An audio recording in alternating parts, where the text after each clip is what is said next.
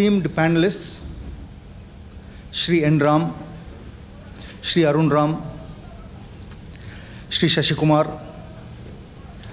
Shri Tarun Katyal, Shri Surya Sendil, distinguished citizens of Chennai, representatives from the print and digital media, ladies and gentlemen. I have great pleasure in extending a very warm welcome to this extremely distinguished gathering on behalf of Surana and Surana International Attorneys and the Asian College of Journalism. I believe this is a very important and interesting event on the future of expression. This is a topic which is vital for every progressive society, and especially a topic of great importance in our today's world, a subject very close to my heart.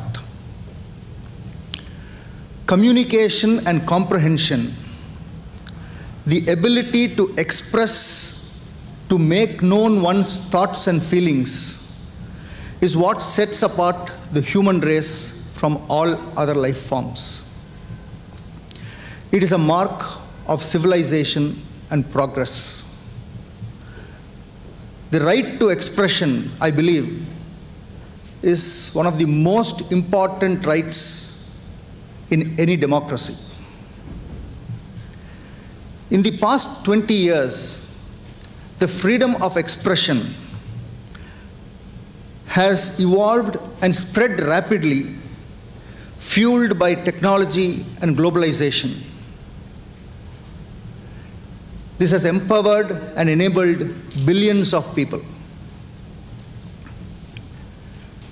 Traditionally, expression and the consumption of expression was restricted by geography, language, social factors, education, etc. Today, such limitations do not apply. I remember about 19 years ago, in 2003, when I first submitted my thesis, which was on the subject of international convergence regulations. Nobody, certainly not me, could predict or even comprehend the role and rise of technology in enabling this communication explosion. Facebook, Google, Snapchat, Instagram, these were all not known in those days. In strategic circles, the term information warfare was still in its very nascent stages of development. Today's program is intended to enlighten the audience and the professionals present here, and also those who will be viewing the online recording, to be enlightened with the views and explanation of the distinguished panelists on aspects such as what is the definition and role of expression in today's society? Who are the various stakeholders in this entire universe of expression? What are their roles and responsibilities? What are the standards of journalism and reporting? What is the framework to regulate the formal sector, which even today plays a significant role in communication? Is there a need for regulation? Is self-regulation possible? What is the role of technology in expression? How will technology evolve? How will the right and freedom of expression evolve in the next 10, 20 years? How will the next generation, their desires, their drives, their preference for anonymity, and various other factors, how will this influence expression and communication? What will be the influence of communication by the state, by corporations, special groups, non-governmental organizations? The courts have accepted and affirmed that every citizen has a right to privacy.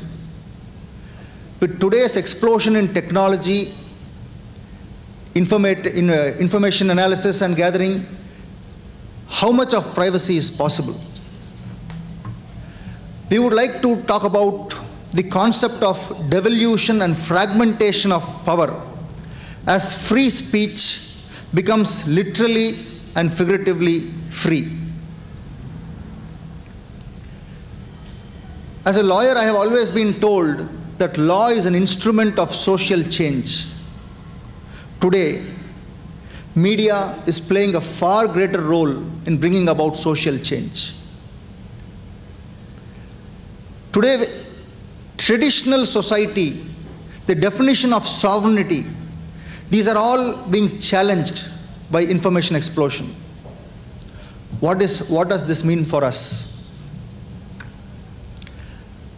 We will also like to touch upon the independence and dependence of channels of expression, the concentration of power, etc. Today's program, I believe, is very important for the citizens of India as we collectively unlock a shared destiny. A destiny which is under threat from various players, internal and external, known and unknown. I was reading a Princeton University report which concluded that the United States is no longer an actual democracy. In the recent decades, America's political system has transformed from a democracy to an oligarchy, where the wealthy elite wield most power and influence, and the mass public interest groups and the average citizen has little or no independent influence.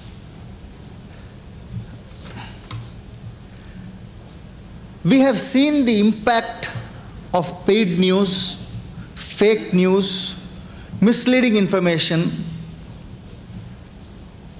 and it is widely believed that all these have played an important role in UK's Brexit referendum, in President Trump's election, and it is also playing a significant role in the current Russia-Ukraine conflict. As children, we have read about the mythical story of the Tower of Babel, where God introduces many languages among human beings to punish the humans for their arrogance and their desire to play with God's creations. With rapidly growing technological progress, man is once again growing in ambition and arrogance. Man is trying to destroy or at least disturb nature's equilibrium. I wonder whether the fake news, the misleading news, and things like this is actually version 2.0 of the Tower of Babel. We believe that lawyers have historically provided leadership in any civilized society. And it is important also for my colleagues and myself to understand the role of expression, its future, as we vigorously defend this precious right before various forums. So with those few introductory remarks, and to set the expectation of the audience, I would like to lay out the format of today's program. We will have Shri Shashi Kumar give the keynote address, followed by our distinguished panelist, Mr. N. Ram, who will give the theme address. Then we propose to have a short 10-minute break to allow the audience to reflect upon what our esteemed speakers have mentioned. We can have a quick cup of coffee if required to fuel our introspection and reflections. And then we jump into the panel discussion part, where I will briefly introduce each panelist and then request each panelist to share their views on areas which they have been working on. After that, we will have the panel discussion. There will certainly be time for question and answers. And all this is expected to happen in an atmosphere of respectful exchange of views, where no topic is off limit. The object here and the object today is to learn, to contemplate about expression, and if possible, to take home a few lessons which we can discuss with our respective families and colleagues and try to implement wherever we can to make this place, this society, and this country much better. I will be failing in my duty if I do not acknowledge the presence of Honorable Justice Vimala, who is gracing the occasion today. She has been a very popular judge of the Madras High Court. She speaks through her many judgments. Thank you, madam, for being here. And as I was mentioning, in this atmosphere of respect, I request, please leave the contentious arguments for us lawyers to deal with. Thank you.